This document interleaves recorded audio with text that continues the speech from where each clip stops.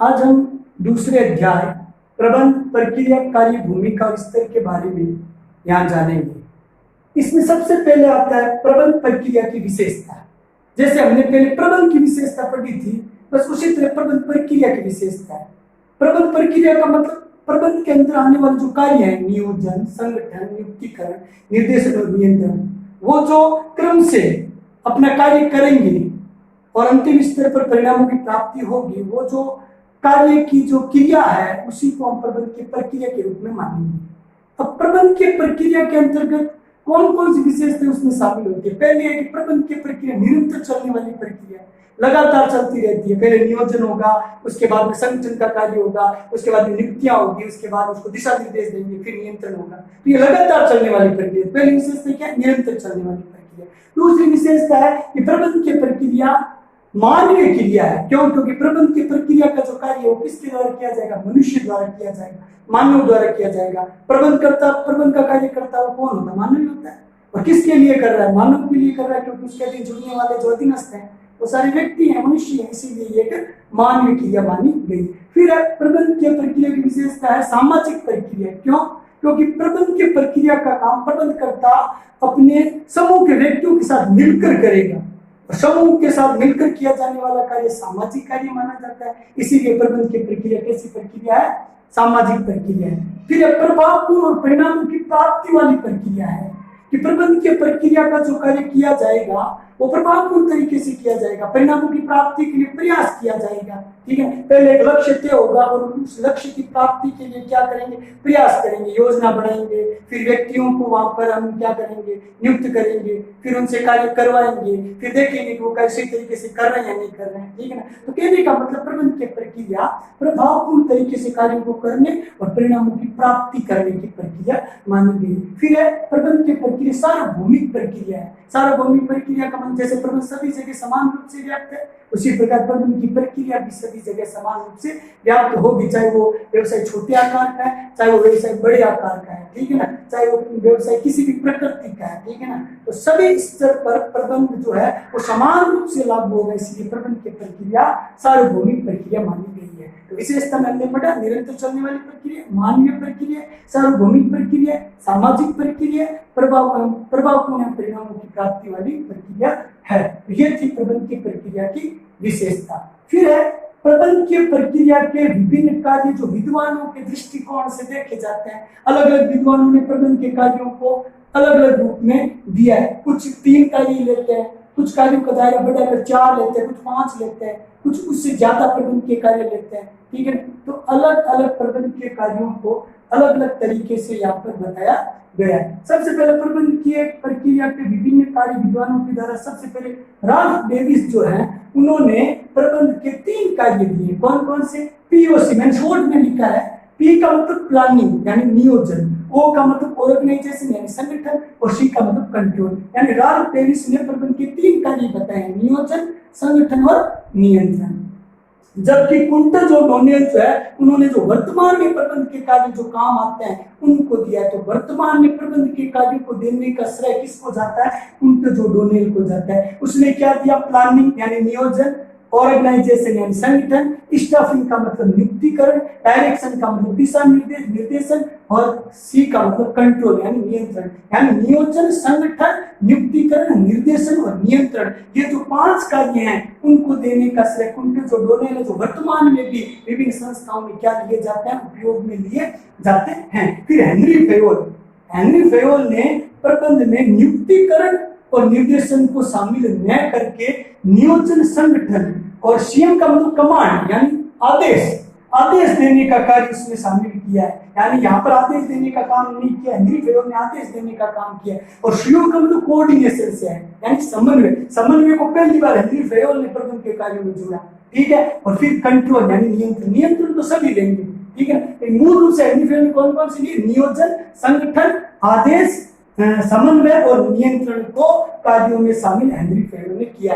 Luther गुलिक ने post कोरब दिया। ये बहुत ही महत्वपूर्ण क्वेश्चन है, पूछा जाता है, कंपटीशन में भी पूछा जाता है और आपके एग्जाम में भी पूछा जाता है कि पोस्ट कोरब सूत्र को देने का श्रेय किसको जाता है? तो लूथर गुलिक को जाता है। ये पोस्ट कोरब है क्या?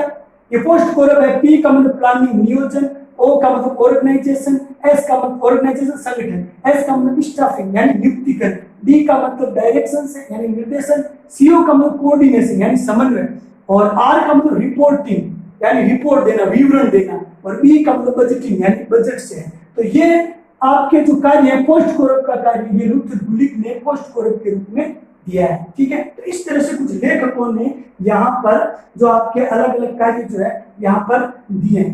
इसके बाद आता है प्रबंध के प्रमुख कार्य, जो प्रबंध के रूप में सभी जगह समान रूप से लागू होते हैं और सभी संस्थान सभी वर्ग इन कार्यों के आधार पर ही प्रबंध की प्रक्रिया को पूर्ण करता है। सबसे पहले हम प्रबंध के प्रमुख कार्य में नियोजन को पढ़ते हैं। नियोजन एक सामान्य शब्द है, सभी कोई ना कोई काम करते हैं, सबसे पहले नियोजन यानी प्लानिंग करते हैं। जब भी आप पढ़ने बैठते हो तो आप एक प्लानिंग करके बैठते हो, मुझे आज ये टॉपिक लेने, इन टॉपिकों पर मुझे जो है वो तैयारी करनी है, इनको पढ़ना है। फिर अगले दिन आप दूसरे टॉपिक की योजना बनाते हो, या हमारे घर में भी कोई ओकेजन होता है, अवसर होता है, तो हम प्लानिंग करते हैं भाई ये काम ये व्यक्ति करेगा, ये काम ये व्यक्ति करेगा, जो वित्त है वो यहाँ से जुटाया जाएगा। ठीक है ना, तो योजना बनाना यानी नियोजन का शाब्दिक अर्थ देखा जाए तो योजना बनाने से है।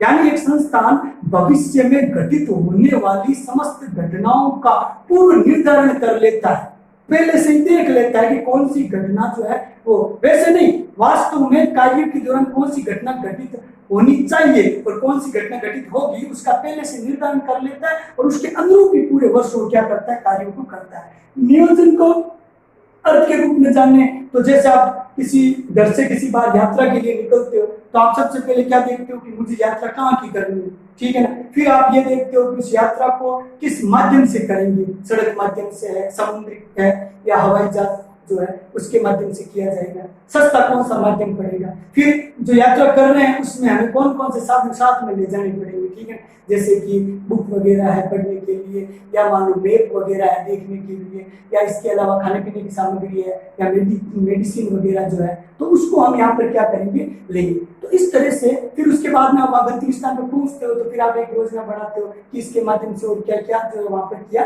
जा सकता है। तो इस तरह से प्रबंध के प्रमुख कार्य में नियोजन को यहाँ पर शामिल किया गया। नियोजन का मतलब योजना बनाने से है, यानी योजना बनाकर किया गया कार्य जो है वो अंतिम रूप से क्या होता है, सफल होता है। तो तय योजना के अनुसार किए जाने वाले कार्यों को किस में लिया जाएगा, नियोजन में लिया जाएगा। अब इसका दूसरा कार्य आता है संगठन। कौन सा आता है, संगठन। संगठन क्या है, अब आपने योजना बना ली, योजना तय कर ली कि मुझे अमुक अमुक कार्य जो है वो करना है। ठीक है, अब उस तय योजना के अनुसार आप क्या करोगे, उद्देश्यों का निर्धारण करोगे। आप देखोगे कि भाई अब योजना तो बन गई, अब इसका वास्तविक उद्देश्य क्या है और इस उद्देश्य की पूर्ति कैसे की जानी चाहिए, उद्देश्यों का निर्धारण करोगे। फिर तय उद्देश्यों के अनुसार कार्यों को बांटोगे विभिन्न कर्मचारियों में, है कर्मचारियों का निर्धारण करोगे, फिर उनको संसाधन दोगे कि भाई आप इन संसाधनों पर क्या करो, कार्यों को करो। उसके बाद उनको उत्तरदायित्व सौंपोगे, उनको कुछ अधिकार दोगे। तो कहने का मतलब संगठन का मतलब तय योजना के अनुसार कर्मचारियों को कार्यों का बंटवारा, उनको दिया जाने वाला दायित्व, अधिकार, संसाधनों को सौंपना, ताकि उसके अनुरूप योजना के अनुरूप संगठन के माध्यम से कार्यों को कर सके। तो संगठन के अंतर्गत इसको शामिल किया गया। फिर आता है निर्देशन।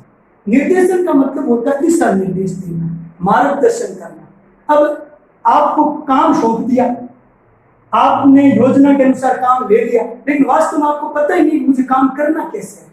तो एक निर्देशक, निर्देशन का काम निर्देशक करता है, जो प्रबंध करता होता है, वो आपको मार्गदर्शन करेगा, गाइडलाइंस देगा, यानी गाइड करेगा आपको कि आप अमुक कार्य इस तरीके से कर सकते हो। जैसे फिल्म वगैरह में आपने देखा होगा कि एक अभिनेता, एक अभिनेत्री या एक खलनायक होता है, तो उसको अपने अपने पात्र दिए होते हैं, लेकिन वास्तव में उन पात्रों पर कार्य करेगा कैसे, इसके लिए निर्देशक उनको दिशा निर्देश देता है कि अब आपको ये कार्य करना है, अब अभिनेता को ये कार्य करना है, अब अभिनेत्री को ये कार्य करना है, तभी उस निर्देश के अनुसार तो कार्यों को कर पाते हैं। उसी प्रकार संस्थान में भी निर्देशन के माध्यम से ही योजना तय की गई योजना के अनुरूप कार्यों को किया जाता है। तो दिशा निर्देश, मार्गदर्शन देकर ही आप तय योजना के अनुसार अपने कर्मचारियों से, अपने अधिकारियों से कार्यों को करवा सकते हो। फिर नियंत्रण, ये सबसे महत्वपूर्ण कड़ी है, ये सबसे अंतिम कड़ी और सबसे महत्वपूर्ण कड़ी है।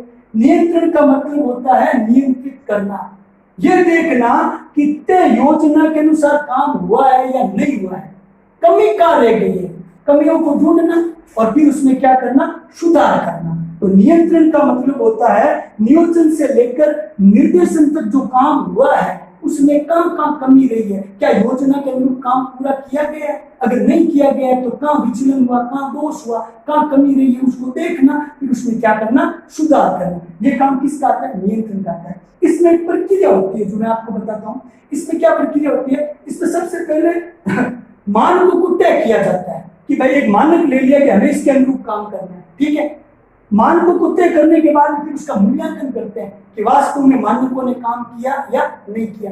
फिर वास्तविक जो काम हुआ है उसका मानकों के साथ जो हमने तय किया था उसके साथ हम उसको क्या करेंगे, तुलना करेंगे। अगर अच्छा हुआ तो फिर कोई बात नहीं, और अगर अच्छा नहीं हुआ तो कमी कहाँ रही है, फिर उसका अंत में हम क्या करेंगे, सुधार करेंगे। तो ये एक नियंत्रण की प्रक्रिया है। नियंत्रण का मतलब नियंत्रण करने से है, सुधार करने से है, कार्यों को देखने से है कि वास्तव में काम सही तरीके से हुआ है या नहीं हुआ है, ठीक है। फिर आता है समन्वय, जिसको इंग्लिश में बोलते हैं कोऑर्डिनेशन।